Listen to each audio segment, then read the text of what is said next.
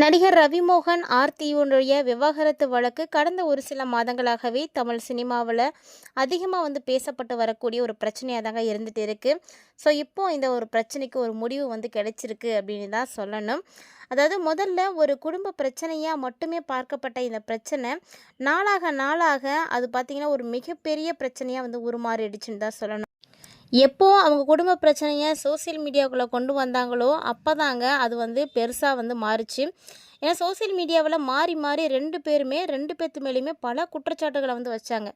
இதனால் இது அதிகமான விமர்சனங்களை சந்தித்தது அப்படின்னே சொல்லணும். இந்த வரிசையில் இப்போது இன்னொரு சம்பவமும் இணைஞ்சிருக்குங்க. அதாவது ஆர்த்தி ரவிமோகன் தனக்கு மாதம் 40 லட்சம் ஜீவாம்சமாக வழங்க வேண்டும் அப்படின்னு நீதிமன்றத்தில் கோரிக்கை வச்சுருந்தார்.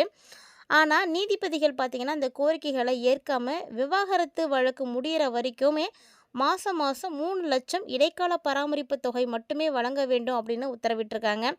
அதே நேரத்தில் தன்னுடைய மகன்களை ரவிமோகன் சந்திக்கிறதுக்கு அனுமதியும் கொடுக்கப்பட்டது. ஏன்னா இது வரைக்குமே ரவிமோகனால் அவங்களுடைய பிள்ளைங்களை பார்க்க முடியல. அதுவுமே ஒரு மிகப்பெரிய பிரச்சனையாக தான் இருந்துச்சு. ஸோ அதனால தான் ரவிமோகன் பார்த்திங்கன்னா ரொம்பவே டிஸ்டர்பாகவும் ஆகியிருந்தார். நிறைய பேருக்கு ரவிமோகன் அப்படின்னு சொல்கிறத விட ஜெயம் ரவி அப்படின்னு சொன்னாதாங்க தெரியும். ஜெயம் படத்தின் மூலமாக அவருக்கு ஒரு மிகப்பெரிய ஒரு வாய்ப்பானது அமைஞ்சது அப்படின்னே சொல்லணும், ஒரு பேர் கிடைச்சிது. ஜெயம் ரவி அவர்கள் என்னதான் சினிமா இண்டஸ்ட்ரியில் நல்ல ஒரு இடத்த பிடிச்சிருந்தாலுமே கூட அவங்களுடைய குடும்ப வாழ்க்கை அப்படின்னு வரும்பொழுது பர்சனலாக அவங்க ரொம்பவே உடஞ்சி போயிட்டார், தோற்று போயிட்டாருன்னு தான் சொல்லணும். ஏன்னா அவங்களுடைய மனைவியோடு அவருக்கு ஏற்பட்டிருந்த ப்ராப்ளம்ஸ் அவ்வளோ. ஆர்த்தி எல்லாரும் சொல்ல சொல்ல கேட்காம நான் தான் திருமணம் பண்ணிக்கிட்டேன் அப்படின்ற மாதிரியும், அவர் திருமணம் செய்ததுக்காக ரொம்ப வருத்தப்படுற மாதிரியும் ஒரு சில நாட்களுக்கு முன்னாடி ஒரு பேட்டியில் சொல்லியிருந்தார்.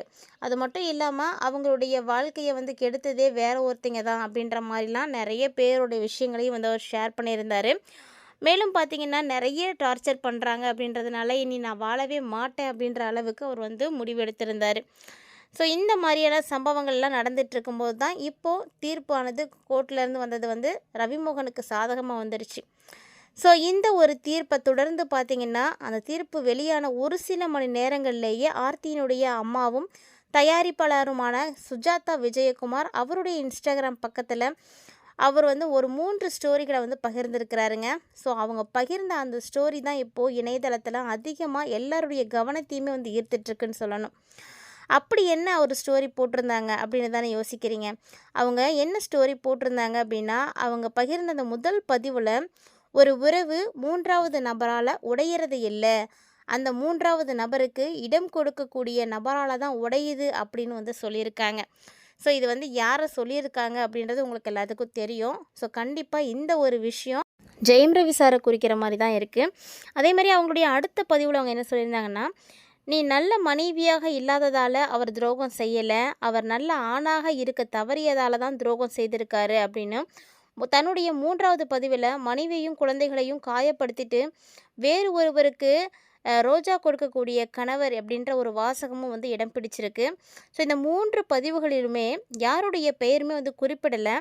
ஆனால் இந்த 3 பதிவுகளுமே கிட்டத்தட்ட பார்த்திங்கன்னா ரவிமோகனை தாக்கி தான் வச்சிருக்கிற மாதிரி தான் தெரியுது. ஸோ சோசியல் மீடியாவில் அவரை தான் தாக்கியிருக்காங்க அப்படின்னு நிறைய நெட்டிசன்களுடைய கருத்துக்கள் தெரிவிச்சிட்ருக்காங்க. உண்மையிலே பார்த்திங்கன்னா சுஜாதா ரவிமோகனை இப்படிப்பட்ட மறைமுகமான பதிவுகளை வெளியிட்டுருக்காங்க. இது முதல் முறையெல்லாம் ஒன்றும் கிடையாது. ஸோ இவங்க ஆல்ரெடி நிறைய விஷயங்கள் இப்படி தான் பண்ணிகிட்ருக்காங்க.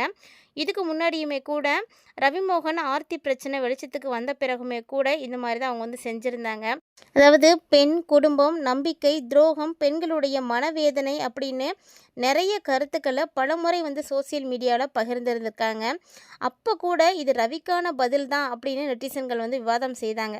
இப்போது நீதிமன்றமே தீர்ப்பு பார்த்திங்கன்னா ரவிமோகனுக்கு சாதகமாக கொடுத்துட்டாங்க. இந்த தீர்ப்புக்கு பிறகு மீண்டும் அவர் இது மாதிரியான பதிவுகளை வெளியிட்டு இருக்கிறது இன்னுமே விவாதத்தை அதிகமாக்க போகுது அப்படின்னு தான் சொல்லப்படுது. ரவிமோகன் ஆர்த்தி விவகாரத்து விஷயத்தை அதிகமாக ஒரு சில பேர் பேசிகிட்டு இருக்காங்க. ஸோ அது மட்டும் இல்லாமல் மீண்டும் மீண்டும் இந்த மாதிரியான பதிவுகளை போடுறதுனால நிறைய பிரச்சனைகள் தான் வளருமே தவிர இதுக்கான தீர்வு கிடைக்கிறதுக்கு வாய்ப்பு ரொம்ப கம்மி. மேலும் ரவிமோகன் ஆர்த்தி விவாகரத்து விஷயத்தை அதிகமாக பேசினாங்க. ஸோ அதில் முக்கியமாக பாடகி கெனிஷாவை பற்றி பேசினதும் கொஞ்சம் அதிகமாகவே இருந்தது.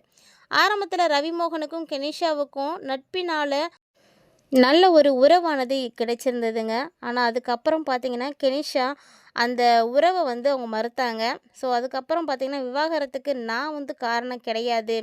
ஆர்த்தியும், ரவிமோகனும் சேர்ந்து வாழணும்னு தான் நான் நினைக்கிறேன் அப்படின்னு அவர் விளக்கம் கொடுத்திருந்தாரு. கண்டிப்பா அவரு அவங்க குடும்பத்தோட வாழணும் அப்படின்னு தான் நான் நினைக்கிறேன் அப்படின்னு சொல்லிட்டு, ரவிமோகன விட்டு அவங்க வந்து வெளியில போயிட்டாங்க.